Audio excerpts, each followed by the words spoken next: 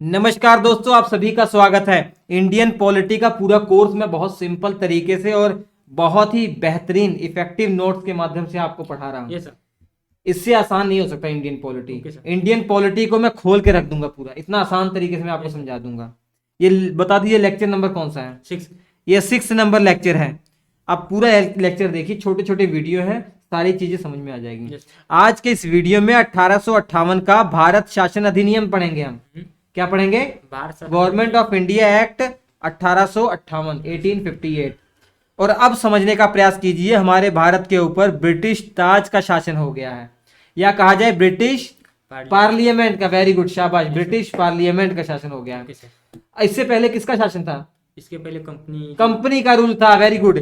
हमारे भारत के ऊपर अभी तक आपने पढ़ा 1773 से कब तक? 1858 तक किसका रूल रहा? ईस्ट इंडिया कंपनी का रूल रहा।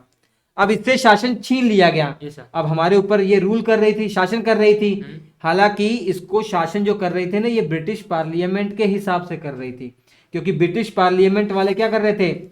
रेगुलेटिंग एक्ट, चार्टर्ड एक्ट पेश कर रहे थे, उसी के अकॉर्डिंग ये रूल कर रही थी। तो कहा जाए इनडायरेक्टली ब्रिटिश पार्लियामेंट हम पर रूल कर रही थी, लेकिन 1858 से डायरेक्ट ब्रिटिश पार्लियामेंट रूल कर रही है। इस शासन को ब्रिटिश पार्लियामेंट का शासन कहा जाता है या ब्रिटिश ताज का शासन कहा जाता है? क्यों ताज का शासन कहा जाता है, कोई बता सकता है? Yes sir. क्यों? क्योंकि उस समय कोई मतलब राष्ट्रपति नहीं होता था। वहाँ की जो उस समय राजा और रानी होती थी। आज भी है, आज भी ऐसा ही है। इंग्लैंड के अंदर, ब्रिटेन के अंदर जो सबसे बड़ा पोस्ट माना जाता है ना, वो किसको माना जाता है? वहां के सम्राट या साम्राज्ञी। जैसे हमारे यहाँ सबसे बड़ा जो पद माना जाता है राष्ट्रपति का, तो वहां राष्ट्रपति नहीं होते हैं, सम्राट या साम्राज्ञी। तो वो ताज पहनते हैं ना, इसलिए कहा जा रहा है ताज का शासन। मेल है तो सम्राट कहते थे, अगर फीमेल है तो साम्राज्ञी कहते थे। ठीक है, कंपनी समझ में आ गया आपको। अभी तक आपने देखा 1773 का रेगुलेटिंग एक्ट पढ़ा, फिर 20 साल के बाद, ये 20 साल के लिए था, फिर 20 साल के बाद 1793 का चार्टर्ड एक्ट आ गया, ब्रिटिश कंपनी ने बनाया, ब्रिटिश पार्लियामेंट ने बनाया है। उसके बाद 1813 का आ गया, 1833 का आ गया। जितने भी ये थे सब 20-20 सालों के लिए थे, लेकिन जब 1833 का आया, उसमें 20 सालों के लिए प्रावधान नहीं किया हुआ था। इससे पहले जो आपकी पार्लियामेंट थी, वो 20-20 सालों का प्रावधान कर रही थी कि भैया जिसे 1813 का एक्ट आ रहा है ना, ये 20 सालों तक लागू रहेगा। और 1833 में ऐसा कोई टाइम पीरियड नहीं दिया था। इसका मतलब ये साफ हो चुका था कि कंपनी से कभी भी शासन छीना जा सकता है। और एक मौका ऐसा मिल गया। कौन सा मौका बता सकते हो? वो 1857। शाबाश, 1857 की क्रांति हो गई थी। इतना विरोध हुआ था, इतना विद्रोह हो गया था 1857 की महान क्रांति के बाद। अब ये मौका मिल गया ब्रिटिश पार्लियामेंट को कि ईस्ट इंडिया कंपनी को यहां से शासन छीन लिया जाए, और छीन लिया गया। तो अब जो एक्ट आ रहा है वो भारत शासन अधिनियम है, क्योंकि ये ब्रिटिश पार्लियामेंट बना रही है हमारे ऊपर डायरेक्ट रूल करने के लिए। तो भारत शासन अधिनियम, गवर्नमेंट ऑफ इंडिया एक्ट 1858, इसमें हुआ क्या? कंपनी से भारत का शासन छीन लिया गया, और हमारा शासन ब्रिटिश पार्लियामेंट के अधीन या ताज के अधीन आ गया। उस समय जो ताज पहनी हुई थी, जानते हो कौन सी महारानी थी? महारानी विक्टोरिया। शाबाश। अब इसकी एक एक करके विशेषता पढ़ते हैं, पोस्टमार्टम करते हैं इसका। सबसे पहली विशेषता ये है कि भारत में नोट्स बाद में बनाओ यार। नोट्स तुम पहले ही नोट्स बनाना शुरू कर देते हो, पहले समझ तो लो उसके बाद नोट्स बनाओ। नोट्स इसके तो आपको बताया श्री एजुकेशन एप्लीकेशन पर अवेलेबल है। SHRIEDUCATION। दुनिया के बेहतरीन नोट्स यहाँ पर बना के मैंने रखे हुए हैं। तो नोट्स बनाने में लगे पड़े हो, पहले समझ लो। नोट्स बनाना अपना बनाते रहना, पहले समझ लो। ठीक है, श्री एजुकेशन पर SHRI ये प्ले स्टोर से डाउनलोड करके स्टोर सेक्शन में जाओ, वहां से GS के कंप्लीट क्लास नोट्स मिल जाएंगे। तैयारी बहुत अच्छी हो जाएगी। चलिए, तो अब जो पहले भारत के गवर्नर जनरल की पोस्ट हुआ करती थी, अब इस पोस्ट का नाम बदल दिया है, वायसराय कर दिया गया। क्या कर दिया? वायसराय। तो भारत का पहले वायसराय कौन है? Lord Canning. हालांकि जब ये नियुक्त हुए थे तो किस पद पर नियुक्त हुए थे? गवर्नर जनरल के। गवर्नर जनरल, क्योंकि उस समय ईस्ट इंडिया कंपनी ही रूल कर रही थी। Yes sir. लेकिन इन्हीं के टाइम पीरियड पर आप लॉर्ड कैनिंग हो, वायसराय हो, आपके ही टाइम पीरियड पर भैया ये सब खेल हो गया, कंपनी से शासन छीन लिया, ब्रिटिश पार्लियामेंट रूल करने लग गई, लेकिन आपको वो पद दिया ही गया, बस नाम चेंज कर दिया गया, वायसराय कर दिया गया, लॉर्ड कैनिंग। एग्जाम में पूछा जाएगा भारत के आखिरी governor general Lord Canning, Bharat के पहले वायसराय लॉर्ड कैनिंग। समझ में आया? Yes sir. दूसरी इंपॉर्टेंट विशेषता देखिए, इससे पहले court of director, board of control का नाम सुन रहे थे आप? Yes sir. अरे भैया, ईस्ट इंडिया कंपनी के व्यापारों को कौन देखता था? Court of directors. Yes sir.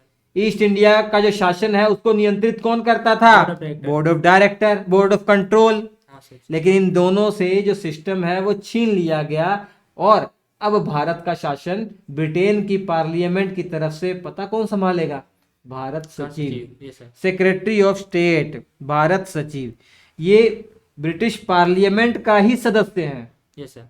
British parliament का सदस्य है, मतलब ब्रिटेन की जो सरकार है उसके जो कैबिनेट मिनिस्टर है ना, वो कैबिनेट मिनिस्टर हैं ये एक। Yes sir. इनको एक विभाग दे दिया गया, कौन सा विभाग? भारत का शासन संभालने के लिए। तो भारत सचिव क्या है? ब्रिटिश पार्लियामेंट के सदस्य हैं, या कहा जाए ब्रिटेन के जो सरकार है उसके कैबिनेट के एक मिनिस्टर हैं। Yes sir. भारत सचिव। इनकी सहायता के लिए 15 लोगों की एक और टीम बनाई गई, यस सर। जिसे क्या कहा गया? भारत परिषद कहा गया, यस सर। इंडियन काउंसिल या इंडिया काउंसिल कहा गया। Yes sir. तो इंडिया काउंसिल ये 15 लोगों की टीम थी, ये हेल्प करती थी।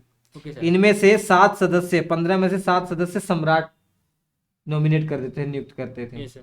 अब समझने का प्रयास कीजिए, जो इंडिया काउंसिल थी ये बस सलाहकारी प्रवृत्ति की थी, सलाह देती थी, अरे भारत सचिव साहब ऐसा नहीं ऐसा कर लीजिए। अब इस सलाह को आप माने या ना माने वो आप पर डिपेंड करता है, मतलब भारत सचिव पर डिपेंड करता है।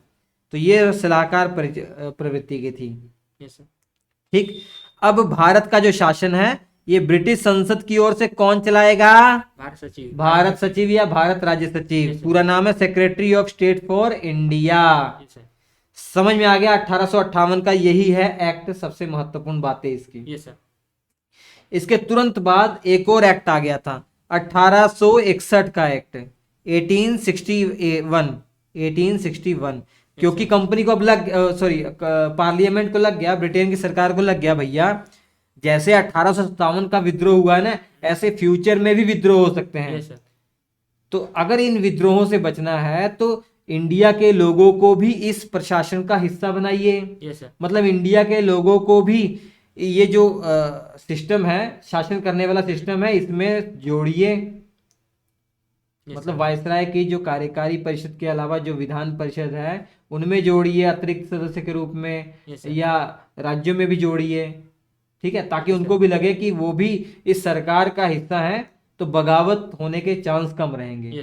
तो उसी उद्देश्य से 1861 का भी कानून आया, उसके बाद 1892 का कानून आया, उसके बाद 1909 का। ये 3 कानून जो आए बैक टू बैक, ये किस पर्पज से आए? हमें सरकार का हिस्सा बनाने के लिए, हमारे इंडियन को सरकार में जोड़ने के लिए। Okay sir. अभी तक क्या था? अभी तक हमारे इंडियन किसी भी सिस्टम में नहीं है यहाँ पर। Okay sir. बस जो आईएएस अधिकारी जो बन रहे हैं, आईसीएस अधिकारी हैं, वो बनने का मौका हमको मिल रहा है, लेकिन सरकार चलाने वाला जो सिस्टम है, हमारे ऊपर शासन करने वाला जो सिस्टम है, वो हमारे इंडियन कोई भी नहीं शामिल थे। ना कार्यकारी परिषद में, मतलब जो वायसराय की जो एग्जीक्यूटिव काउंसिल थी, और दूसरा एक विधान परिषद था, उनमें हमारे इंडियन कोई शामिल नहीं थे। पहली बार 1861 में शामिल किया जाएगा, वो आगे वाले वीडियो में हम पढ़ेंगे। तो इस वीडियो में आज इतना ही। श्री एजुकेशन एप्लीकेशन पर इसके क्लास नोट्स मैंने बताया, ले लीजिएगा। तो हम आपसे मिलेंगे अगले एपिसोड में, तब तक के लिए नमस्कार।